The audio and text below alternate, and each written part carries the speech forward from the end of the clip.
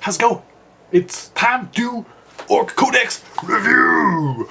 Yeah, things are fun, things are good. I'm acquiring orcs again. Got bad rook. Got good as flash kits. Oh my goodness, these models! Look at them! Look at them! They're awesome! Man, I'm so excited. And then plastic mega knobs soon. Orc freaking starter set, Space Wolves and Orcs. Well, how would he do? So that's fantastic. I may have also bought a bunch of Orcs from a friend recently for really cheap, actually. I got 90 boys, 10 commandos with Snickrot, 8 Ludas, 10 knobs, Pain Boy, and Warboss. Good start. And then I have my 5 flash kits and Badruck. That's like a full army right there. But we'll see if they're useful or not as we go through this codex. So this part, I'm just going to go through the general rules and the equipment and things that have changed and things like that. And then we can get to the different specials afterwards. Alright, so army special rules. This Orc Codex. Few big changes. One is most all of our infantry have the Ere We Go special rule. Ere We Go means that you get to reroll one die. It says reroll a dice, but it's a die. Come on guys. You reroll a die when determining charge range. So you get to charge a lot further now. Like you're like I declare a charge, and they like kill a guy from Overwatch, and you're like, oh, I need another 2 inches, and you're like, no, I fail, and then you just die. And this is 6th and 7th edition just slaughtered assault armies. But re-rolling dice, you roll that 1 or the 2, and you re-roll. Odds are you'll get a lot higher, and fantastic. And the odds of you like failing short rolls are just there's always that chance of you're really close, but you're just gonna fail. No, this is just increases that chance so much more. Mwah! I love you, Games Workshop, for actually making an assault army now. Well, steps towards. Then we also have the mob rule. Okay, so this mob rule is a lot different than the old mob rule, which was if you have 10 or more models, you are fearless and benefit from all the fearless stuff. And then fearless got buffed, and fearless got better, and they're like, we don't want orcs to have that anymore, apparently. So no more fearless for orcs. We are just our leadership 7. So basically, every time you would fail a morale or pinning test, you don't get the increased leadership or fearless or all. So you're just base leadership 7 most of the time. Maybe 9 if you have a war boss, or 8 if you have a mech in there. Basically 7 though. And then if you fail a morale or pinning check, you got to roll on a table. And on the table, it's either there's a 1 in 6 chance that if you're in combat, then you just ignore the pinning or morale test. But you can't be pinned in combat anyways. So you ignore the morale test. So if you roll a 1, hey, if you roll a 2 or a 3, if you happen to have a character in there, you roll d6, and that's how many wounds or strength 4 hits you take on your orcs. And that's a 50-50 chance of wounding them, and then half of that, and then there's like a 1 in 6 chance of saving, because, normally, crappy save. So this is talking about big squads of boys. So odds are you'll be losing 2 to 3 boys every single time you fail a morale test or a pinning test. And pinning tests, there's no real modifiers most of the time, so it's just a 50-50 chance you lose 2 to 3 boys. And morale test, well, odds are you're going to fail tons of morale. If you're taking a morale test, you're probably going to just fail it, because there's probably a negative modifier. And so there's that, and so you lose more, but this is boys. But then you look at something like Mega Knobs, with new plastic kits or everything. So if you're taking morale or pinning on them, you take d6 strength 4 hits, and you have a 2-up save. You're not really losing anything. You're passing. You're staying in there, and because you're under 10 models, right? And so the mob rule was great for massive squads of boys, but as you get down to those smaller elite squads, not so much. It kind of just wasn't a rule. It just was like, eh. And then your Mega Knobs could be pinned really easily and all that kind of stuff. So it buffs them. Buffs the more elite squads. But when you have the crappy save and your mass squad of guys that you just wanted to be an unstoppable force, not so much anymore. Not so much. So it kind of punishes you for massing massive amounts of boys for some reason. I don't want that, even though you just buy... Everyone... This is why. This is my theory. Is that everyone has tons of boys already. Everyone has enough boys to, you know, survive the apocalypse. But for the elite squads, no one, you know, boys before toys. That was the rule. That was always the rule, boys before toys. And now everyone has tons of boys and no toys. And they're like, well, let's make the little rule change. Oh, look! Everyone likes to buy toys now, and no one has to buy boys, but because they already have that. Sales. It's tricky. But at the same time, gives a new kind of fun time to play with the orcs. So I will just roll with it. And the new kits are just fantastic. So get them. At least I'm going to. Well, I'm going to wait for the starter set, because then you just buy a bunch of the starter sets, and it's really cheap. Just like Assault on Black. I must have had like 6 Assault on Black Reaches, at least worth of orcs. It's just so cheap. So it's why these war bosses are like everywhere. Like everyone owns like 10 of these war bosses and another like 5 on sprue. Like they're just so common. But you can bring lots of war bosses now and it's more beneficial. So that's cool. Alright, so that's basically all the rules for the army. It's just like that's all the general rules, and everything else is specific to the individual models and stuff. But let's talk about Warlord traits. Because now we have our own Warlord traits table, which is fantastic. And so we get 6, obviously, you roll d6. There you are. One is you gain the WOG special rule. So normally orcs don't get WOG anymore. You just don't get it as a base thing.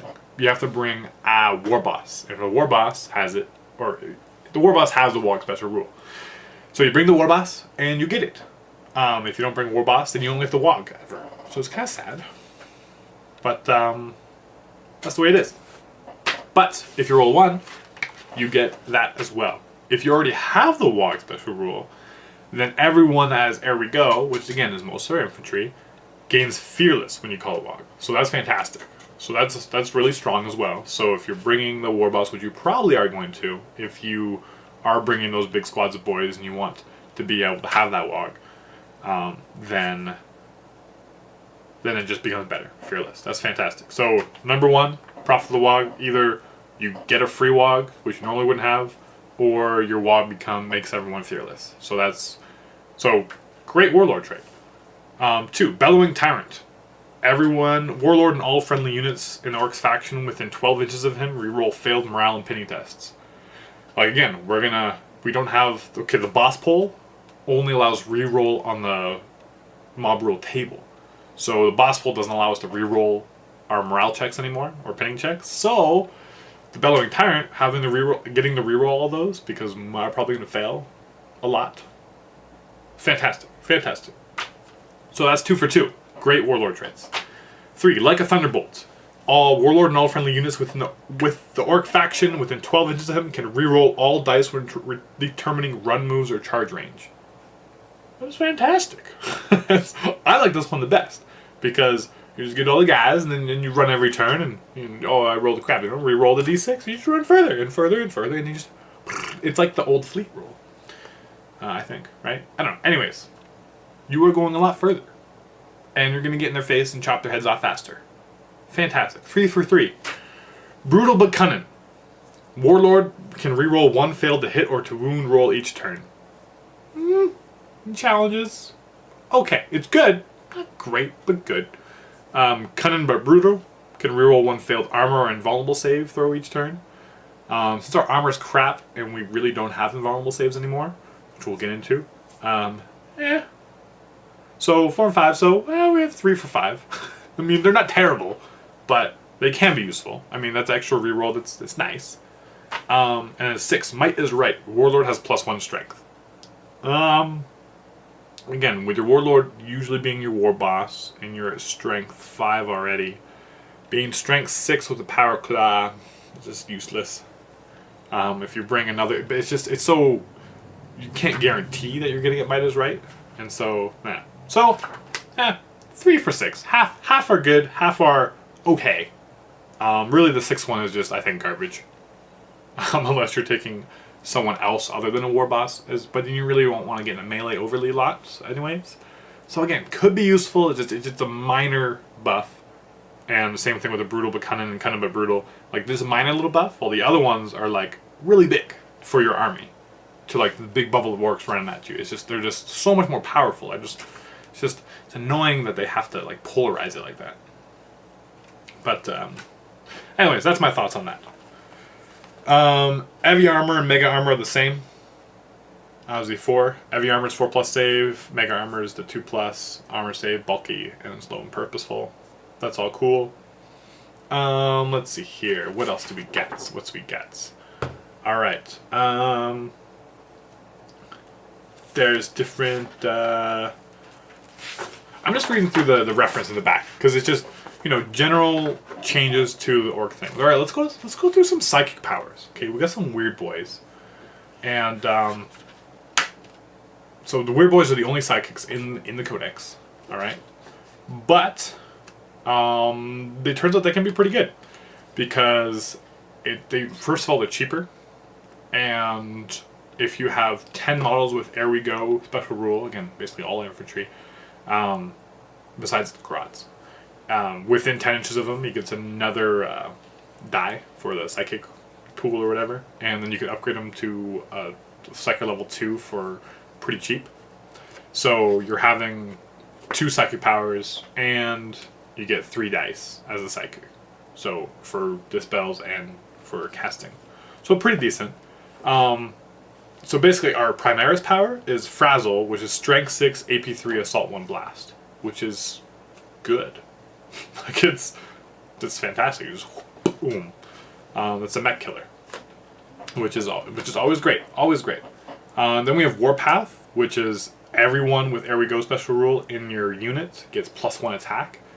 So if you're assaulting with some Slugga boys, I mean you already have 4 attacks, which is amazing, but you go up to 5 attacks each.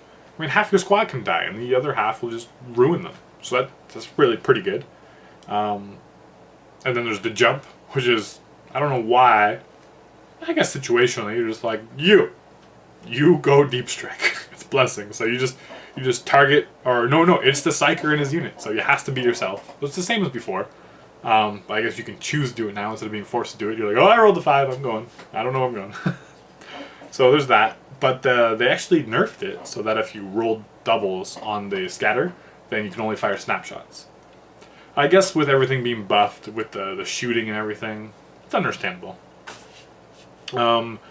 Also, what you could do... Alright, so the next one is called Kill Bolt. And that's Warp Charge 2. And Range 18, Strength 10, AP 2, Assault 1. Beam. So, I was thinking, but it's Warp Charge 2. So if you could, like, Deep Strike yourself and then Kill Beam, but Warp Charge 1 on the jump, and then kill. Unless you put 2 weird boys in the same squad. That's a little janky, I know. But it's possible, right?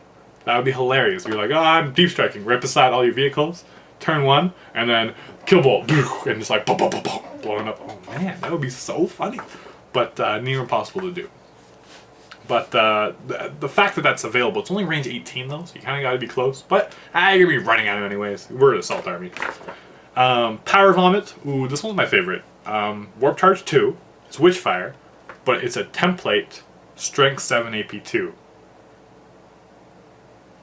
I look at the Terminators that just deep struck last turn, and they're all the little thing, and it's like, it's like, hope you make your invulnerable saves, because not you're all dead. Like, that's just super powerful. This is amazing. I love it. Warp Charge 2, a little more difficult to cast, and it's the only thing you're going to cast that turn. But, you just hope for Power Vomit. Just solid. Then there's the Crunch, which is also Warp Charge 2 Witchfire, but it is Assault 1 Large Blast, 24-inch range, Barrage, which is nice, so you can like snipe stuff. But it's Strength 2d6, so could be good, could be crap. Yeah, for Warp Charge 2, it's kind of risky. On average, you're Strength 7, right? So, pretty good. AP 4. But if you roll an 11 or 12 for Strength, then it's Strength 10, and then you get to do it again, and you roll another 2d6 for another one. And theoretically, if your dice are absolutely on fire, you just like Strength 10, Strength 10, Strength 10, Strength 10. So, again, could be good, but reliably, I don't know. We'll see. The nice thing is that it's AP4, so it takes out a lot of those It's good against the hordes, right? Big amounts of Tyranids or everything like that. Just a large blast that you can place on them that'll ignore their armor. And with the barrage, it's probably ignoring any cover. And it's more good infantry, mass infantry clearing than anything else. I think that's what it's useful for. But that's our Psyche powers. So that's pretty good. Of course, we can always take Demonology. But I think I'm going to stick with the Orc ones just for now. Let's see, other kind of equipment that has changed. The Custom Force Field. Custom Force Field is all models within 6 inches receive a 5+ invulnerable save against shooting attack. If they embarked in a vehicle, then the vehicle receives the invulnerable save instead. So, if you're in a vehicle, you don't get the bubble out. And it's only models, it's not units. So, if you're in a squad of boys, and they're really long, spread out, then not all your boys will get it. Right? So it's severely nerfed. But it's a 5+ invulnerable instead of a 5+ cover, so that's a buff. And if you just put your guy behind a vehicle, then it's still, as long as, just partially, you just touch the edge of a vehicle, like your Gorkanauts or your other stuff, giving everyone a 5+ invuln. If you're playing kind of like that mech thing, I would say it'd be useful. But other than that, for the amount of points, it costs a whole lot, but I think it's only worth it if you're maybe put them on a bike or, I don't know, just in a small unit or something and run them up behind. Try not to get them sniped. And run up outside behind all your big vehicles, like hide them behind the vehicles, and have them and kind of like firing platforms and stuff. It'll keep them alive a lot longer. Because our vehicles would die really fast. Really fast. That's that. Mech tools are the same, 5+, restore hull point or immobilize or weapon destroyed. I just like, it's pretty powerful that you can restore hull points, and especially how we can spam the mech tools. If we bring, it's the same as before with a Luda or a burning unit. You can take a min unit of 5 and then switch 3 of them out for mechs for free and then get the mech tools. You put them inside of a vehicle or something that you want to keep alive, like the Stompa or the mini Stompas, the Gorkanaut and Morkanaut, then you're rolling all those repair rolls and buffing up those hull points and keeping them functional and shooting tons of stuff. And so that's it's not a massive investment, but again, it gets a little expensive to add that much onto it to add. So who knows? But the same thing. If it's transport and you have the flamers in there and they try to assault and you overwatch and it helps mitigate the swarm that could bog you down. So, not too bad. Tank Buster Bombs, they just switched to Nulta Bombs, which is nice. Wog Banner's the same. +1 weapon skill to everybody. War Bike has changed. You still get the +4 armor save, you get the Twin Link Daka gun, but you don't get the 4+ cover always. However, the Jink, that's 4+, that you get for turbo boosting, you actually get 3+, give you a +1 to that. So, we're better at cover when we turbo boost, so that first turn we can get up, mitigate a lot of the crazy shooting that's going to come, but then we're just running around normally, we don't have that 4+ cover. But most of the time things aren't AP4 anyways, or higher. We'll have to see how it goes. So slight nerf, I think, but still pretty good. And war bikes are a lot cheaper, we'll get to that. Cyborg Body. Ooh, it's got a feel no pain. Instead of a 5+ invuln, 6+ feel no pain. This really sucks because most of the time it was just like when you get into a challenge with your war boss, everyone has these big crazy weapons that are AP2 or AP3 and they're just really good. And so when you deal 3 wounds to your war boss, the war boss is just dead unless you have your Cyborg Body. And so it's just like that 5+ invuln was just like and then you get it or not. But that was like the key of our war boss surviving or not. So now that it's turned into a 6+ feel no pain, kind of like a nerfed feel no pain, it's just I feel like our war bosses are going to die that much faster when we get into combat and challenges and stuff. But there is a workaround, kind of, at least for a turn or two. So there's that. And again, boss pull is you get to, if you have at least one model with a boss pull, so you can't like spam boss pulls and reuse them or anything. But you can choose to reroll any result other than a Breaking Edge result. So you only get to reroll a third of the time. I don't know. Man, mob rule is like bleh. But for your big squads of boys, right? It's very meh. But for the more elite stuff, so that's why I think you're going to see a lot more elite armies and not so many boys. Even though they made like a formation here to give you like 6 squads of boys. You're confusing me, Games Workshop. You're confusing me. There's just bleh. Let's see what else happens. Boarding plank. Boarding plank is cool because when you embark from a vehicle, you get +2 to your charge range from. You just get extra distance. So you get to re-roll that charge range, or at least one of the dice. One of the dice. You get to re-roll 1 die. I don't know why I'm focusing on that. So that's cool. That's pretty amazing. It's kind of like an auto-include now. If you're building assault army, that's like boarding plank. Yes. Reinforced ram. Same thing as before, so that's kind of an auto-include as well. Red paint job is only when you move flat out. So if you move normally, you just get normal 6 inches or whatever, or 12 inches. Or no, just 6 inches. And then when you flat out, you only get the +1 inches when you flat out. So it doesn't increase that charge range or whatever. We're trying to like, so the turn you're charging, you're not going to be able to get that extra inch from red paint job. So sad. So I see it very not applicable. I don't see many people taking it anymore. Maybe. Comment below if you still like it. Grunt Riggers. It will not die. That's fantastic. Grunt Riggers, woohoo! But the problem is a lot of vehicles are really easy to kill. So it will not die.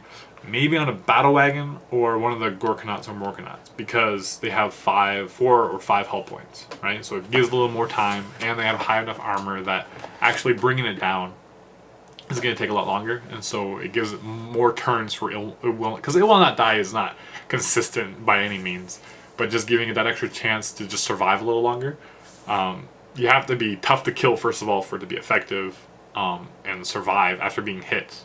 So yeah, I only see it ever being taken on a battle wagon or the Gorkanaut and Morkanaut, and not even on the battle wagon that much. So there's that. What else has changed? The Wrecking Ball is Assault D3 now. So that's actually pretty good. Strength 9, AP 4. You're like walking up the vehicles. And it's 3 inches from it. So Strength 9, AP 4, Assault D3. Better, but I don't know if it's still worth taking. Maybe. Who knows? Situational. Stick Bomb Chukka. Same as before, but most everyone has Stick Bomb standard now. It's they just kind of give it to everybody. So that's cool. So yeah, Stick Bomb Chukka just not really worth taking anymore. It wasn't really necessary before either because we were low initiative. But that's okay. Death Rolla. Ugh. Death Rolla just I got erased. It doesn't exist anymore for me. Cause listen to this. Death Rolla treats front armor as 2 higher than normal when ramming. I mean, you're ramming at Strength 8 with a battle wagon, so that's pretty good. That's base Strength 8 plus the bonuses. But only if you make a Death or Glory and fail to stop it. So Death or Glory and then fail, you get D3 Strength 10 AP 4.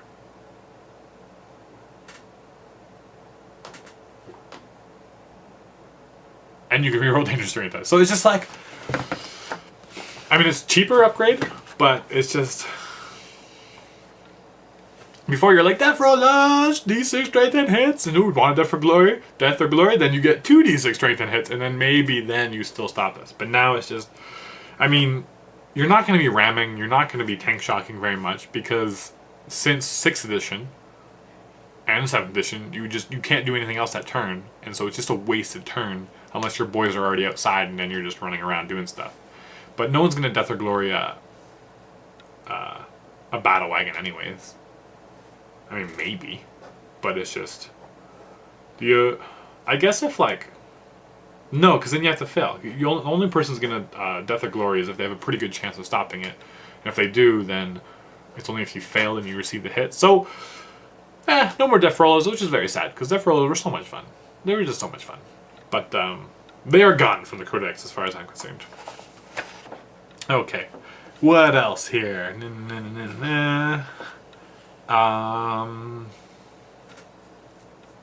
Other things that have changed. Oh yeah, rocket packs. So the Storm Boys, they got rid of the 12 plus D6 movement, which is really sad because that's what made them like so amazing. Even though they were 12 points each, they were double the cost of a normal boy. They were able to move almost 3 times as fast as a normal boy, and so you paid double points for it, but then you got almost 3 times the speed. Now they reduce it down to just normal 12-inch move, but you can run 2d6.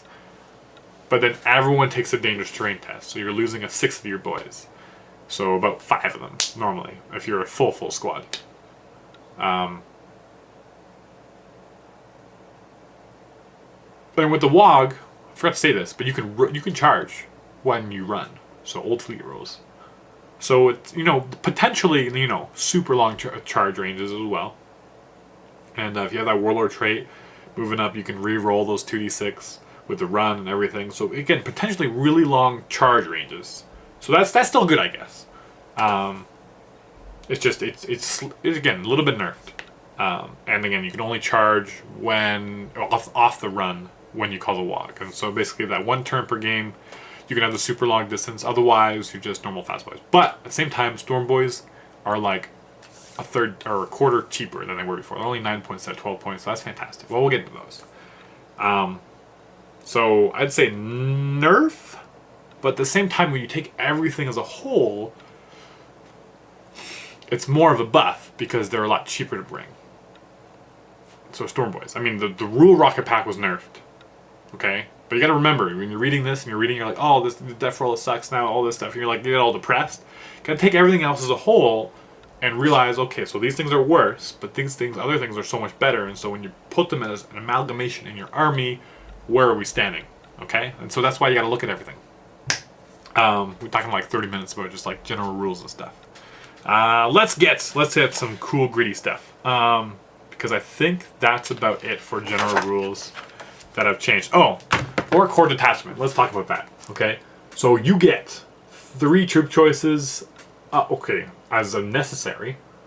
Okay, so you really got to take your troops, which again are only our orcs, boys, and Gretchen. So again, some points of this codex you're like, oh, it's really encouraging me not to take any boys. And you look at this and you're like, it's really encouraging me to take boys because I can take up to 9 troop choices. And I'm not going to spam Gretchen. But the great thing about it is, look at that HQ choice. You can take 3. So a normal detachment, you can only take 2. But now we can take 3, which is a big deal because our HQ is really special. We can take so many things and you really want... I like that about the Codex. You know, it's good when you're really torn between what you can take. There's so many good options and you have to kind of like pick your army or whatever. But that's the Orc primary attachment. And you can take an Orc secondary attachment too as Battle Brothers. And they won't get the bonuses here, but then you can take extra HQ and troops. As long as you take 1 extra HQ and troops. So you can take 4 HQ and 4 troops. Or rather, 2 HQ and 4 troops, and you can take whatever you want. Then you can take up to 4 HQ, right? So all you do is take like a unit of Gretchen, right? And then the Warlord benefit is only for Warlord, right? So it's not going to be in your secondary detachment. And then you're not playing Unbound, right? I'm pretty sure. And so it's still, most tournaments or whatever are going to follow that. All your friends are going to be fine with it, and you can still claim objectives and everything. And so you're good. You're not Unbound. You still get all those points for objectives, and you can have 4 HQs. Yes! Which is really necessary. As we're going to get to. But anyways, so command benefits. Basically, all you have to do is be only Orc factions. So that's easy. And then you get Boss of the WOG, you get to reroll that table, so which is nice because again, some of them are going to be useless for you, but the other half are going to be super amazing for you. So being able to reroll that, super important. Greenskin Hordes, every time you roll a charge distance of 10 or more, you get Hammer of Wrath. So again, most of our stuff is only Strength 3, maybe Strength 4 if you're knobs, but or Flash Kits, although I don't know why you're charging with them. Because they're orcs. But with the reroll, the Ere We Go, being able to reroll that die, getting 10, again, it's really low chance, but it's a lot higher now that we can, with the reroll. So the Hammer of Wrath isn't going to be as rare as it at once seems. You're like, I have 10, whatever. But you know what? It's strike 3, but they're auto hits, so just take it. Just take it, Because you always never know when you roll that 6 and you like wound that Demon Prince. You're like, I charge the Demon Prince. You're like, Hammer of Wrath. Look, a couple extra wounds. Hey, I took a wound before we even started. Most of the time it's not going to happen, but you never know when it is. And that's the wonderful thing about orcs. You just can never predict. The random pistol shots. They're like, oh, they're shooting their pistols again. Nothing's going to happen. All of a sudden, like, 10 of them hit and like 6 of them wound. You're like, my squad's like half size because of pistols. It's great. It's great. It's great. All right. What else we got here? Going over... Oh, okay. I have to talk about these wonderful things called the Gifts of Mork and Gork. I know it says Gork and Mork, but I like to say Mork and Gork, okay? Don't Gork around with me. Alright, so these are this. These are like the relics in other books, okay? It's getting dark out. Maybe I should turn on a light. Nah. Alright, so you've got the Thinking Cap. The Thinking Cap, it seems amazing, but remember, you can only take one of each of these, and only one per model. And only your HQ, only big mechs and war bosses can take them, as far as I understand. As far as I can see, that is the only 2 characters that can take them. So, and again, we talked about it, you can have up to 4 of them. And so, you only get 1 per. So, the Thinking Cap, you have to take this on your war boss. Your warlord.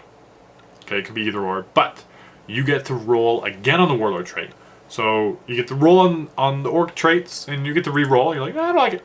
Yeah, I got one I liked. Great. And then you get another warlord trait from the strategic traits in the rulebook, in the 7th edition rulebook.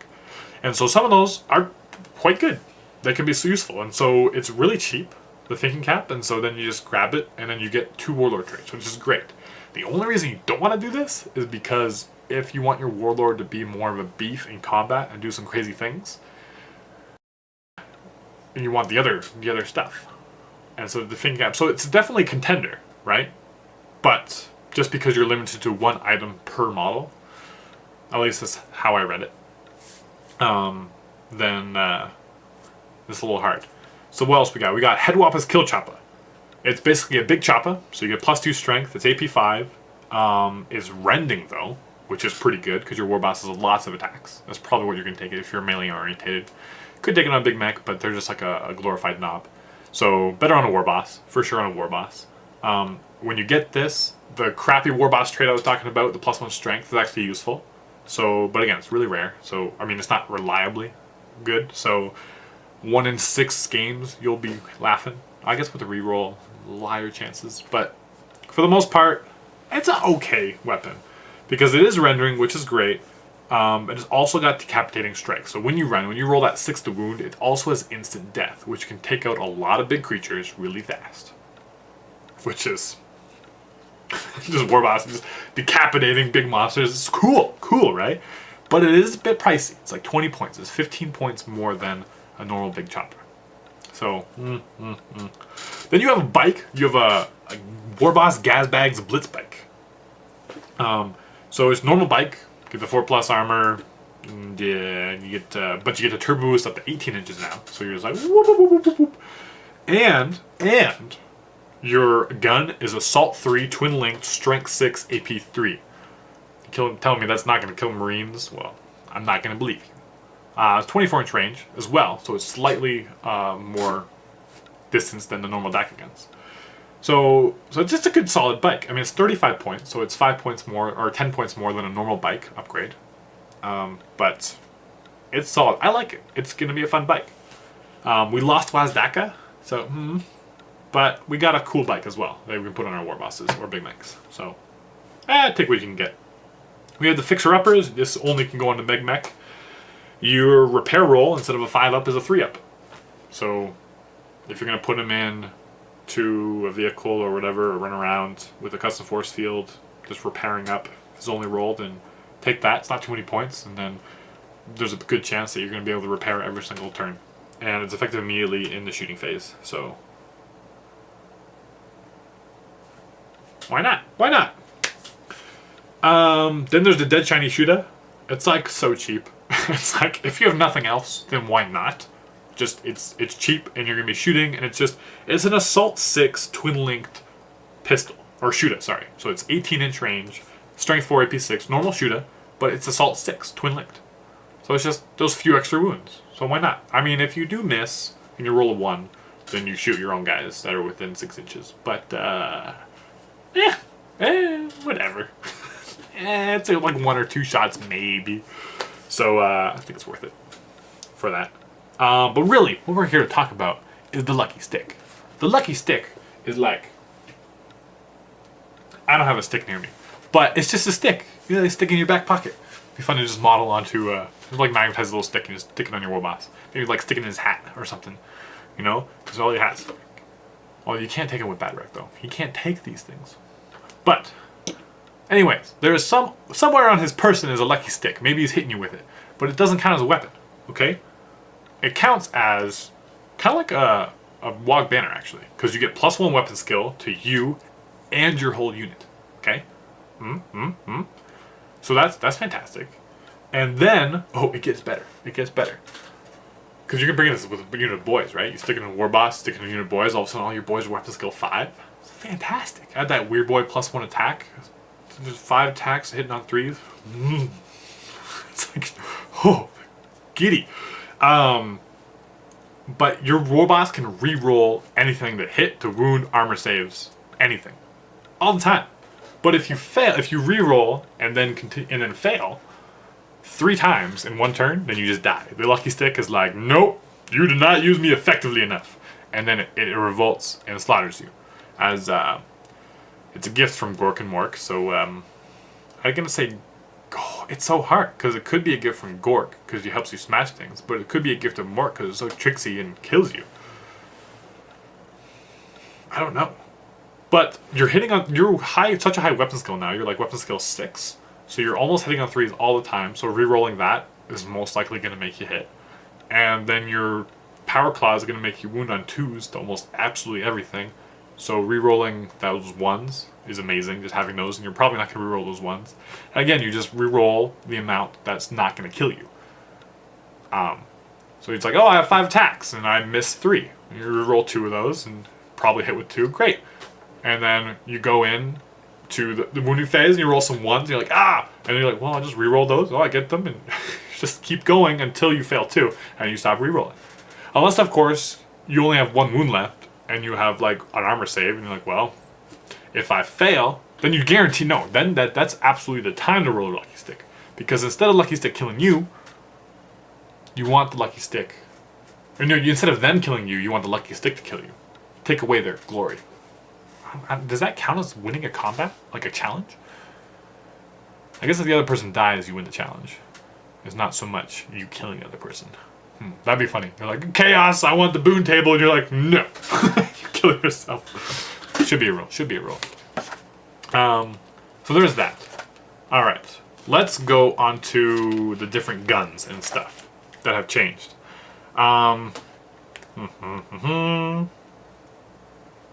Basically, Choppas are saying, okay, there's buzzsaws now. So instead of power claws, some people can take buzzsaws.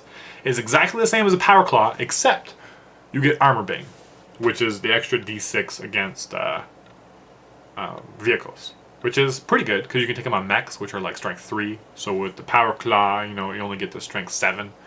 It's like taking the buzzsaws on.